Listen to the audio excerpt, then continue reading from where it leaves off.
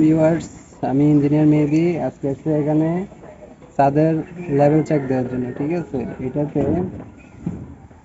আপনারা যারা এই মিস্ত্রি আছেন খেয়াল রাখবেন, সেটা হচ্ছে এই যে একটু সামনে আসেন, এই মিড পয়েন্টের যে ইয়েটা আছে, ছাদের লেভেলটা, মিস্ত্রি সাহেব একটু টানা দোকান দেখ, সেটা বুঝলেন না?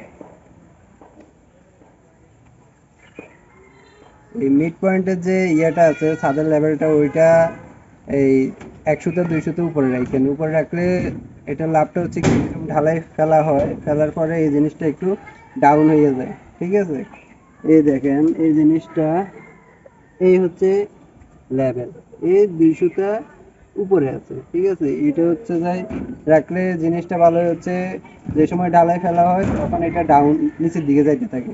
আর যদি প্রথমে এটা ডাউন থাকে তাহলে তো এটা আরো 200টা বা 100টা নিচে নামে যায়।